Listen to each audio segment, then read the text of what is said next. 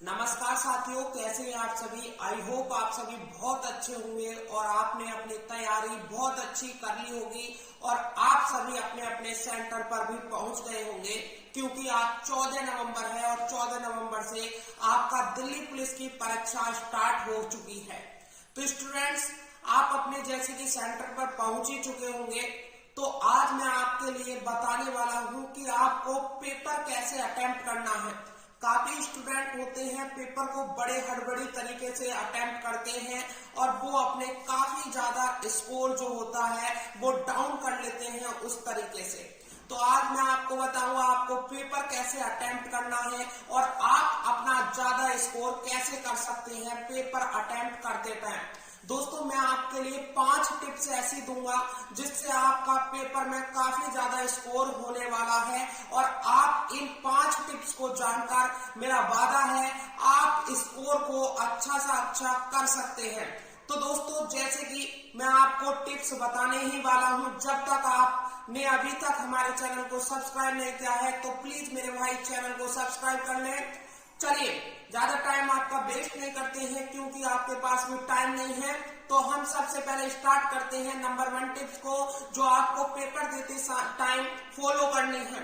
जब आप अपने सेंटर पर पहुंच जाते हैं तो काफी स्टूडेंट ऐसे होते हैं कि जैसे कि 45 मिनट पहले तो आपको सेंटर पर ही पहुंचना है।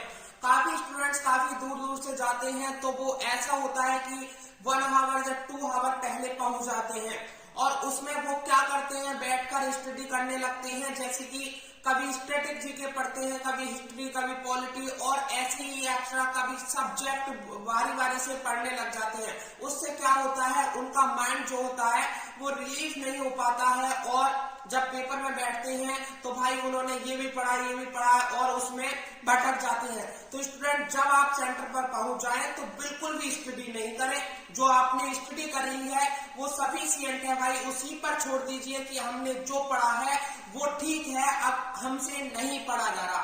तो नंबर 1, आपको बिल्कुल भी पढ़ाई नहीं करनी है सेंटर पर जाकर। हाँ, आप ट्रेन में हैं, आप बस में हैं, तब आप पढ़ाई कर सकते हैं, अन्यथा सेंटर पर जाकर बिल्कुल भी पढ़ाई ना करें। दूसरी बात, जब आप सेंटर पर पहुंच गए और सेंटर में जाकर अपनी सीट पर बैठेंगे तो बिल्कुल रिलैक्स होकर बैठना है। कोई भी टेंशन नहीं लेनी है कि आपका एग्जाम कैसा आएगा कैसा नहीं आएगा। चलिए, दूसरा पॉइंट मैं बता दूं कि पेपर कैसा भी आए आपको ज्यादा हड़बड़ाना नहीं है। काफी स्टूडेंट्स ऐसे होते हैं कि सर कि हमारा पेपर बहुत अच्छा आ गया, हमें सब कुछ याद है।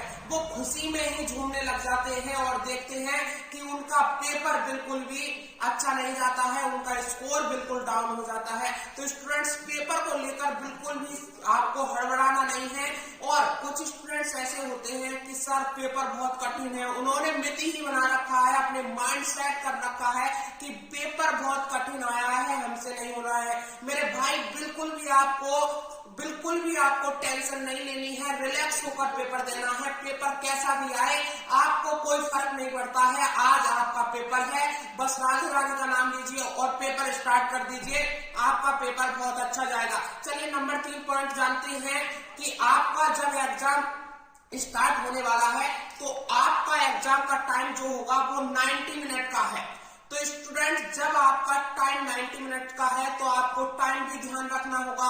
काफी स्टूडेंट्स ऐसे होते हैं उन्हें टाइम का ही नहीं पता रहता है टाइम कितना हो रहा है और वो एग्जाम स्टार्ट कर देते हैं और काफी क्वेश्चंस को ईगो पर ले लेते हैं। जैसे कि रीजनिंग आप कर रहे हैं, रीजनिंग सब्जेक्ट के आप क्वेश्चन लगा रहे हैं एग्जाम में, जैसे नंबर सीरीज का आपसे क्वेश्चन आ गया रीजनिंग में और वो नहीं हो रहा है, तो काफी स्टूडेंट्स ऐसे होते हैं उसे ईगो पर ले लेते हैं, भाई हमने तो ये बहुत अच्छे से पढ़ा है और हमसे कैसे नहीं हो रहा है। तो स्टूडेंट्स, सबसे नंबर 1 पॉइंट यही है मेन, कि आपको अपना जो भी क्वेश्चन है वो ईगो पर नहीं लेना है।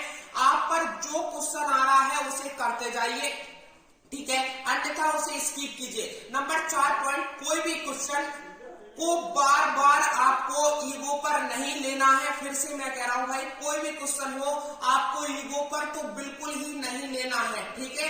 आप पर क्वेश्चन आ रहा है आप कीजिए, नहीं आ रहा है स्किप कीजिए, ठीक है। यही नंबर 4 पॉइंट है। और स्टूडेंट्स, इसी में मैं एक और बात बता दूं, आप एक बार जैसे 90 मिनट का टाइम है तो आप एक बार 50 मिनट के अंदर अंदर पूरे स्टार्ट हुआ, आप पर नंबर 1 क्वेश्चन नहीं आया, स्किप कीजिए। 2 भी नहीं आया, स्किप कीजिए। तीसरा आपसे क्वेश्चन बन गया, तुरंत उस पर टिक लगाइए। चौथा आप पर बन गया, तुरंत टिक लगाइए। ऐसे कर कर आपको 100 क्वेश्चन पर घूम जाना है 50 मिनट के अंदर। स्टूडेंट्स, ऐसे आपका टाइम बचेगा। आपके पास बचते हैं अब 40 मिनट। चलिए नंबर 5 में जानेंगे कि 40 मिनट के अंदर अंदर आपको क्या करना है। नंबर 5 पॉइंट ये है मेरे भाई कि 40 मिनट आपके पास शेष बच रहा है, तो आप फिर से फर्स्ट क्वेश्चन पर आइए। जो आपसे स्किप हुए थे, अब उन्हें रिलैक्स होकर बिल्कुल करना स्टार्ट कीजिए।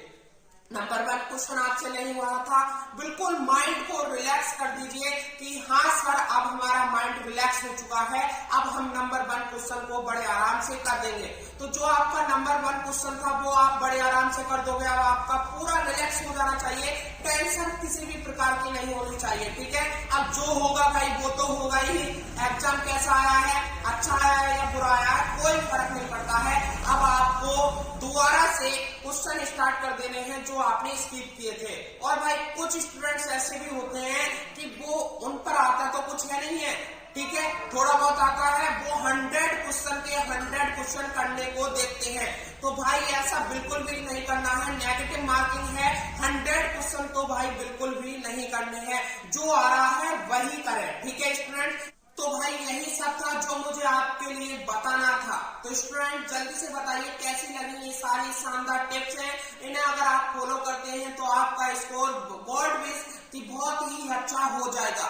तो स्टूडेंट चलिए आज के लिए इतना ही। हमारी तरफ से आपके एग्जाम के लिए बहुत बहुत शुभकामनाएं। आप बहुत अच्छा अपना पेपर कर जाएं और अपने भविष्य को उज्जवल बनाएं। आज के लिए इतना ही, फिर मिलते हैं और नेक्स्ट सेशन के साथ में। जब तक के लिए थैंक यू। जय माता दी, जय भारत।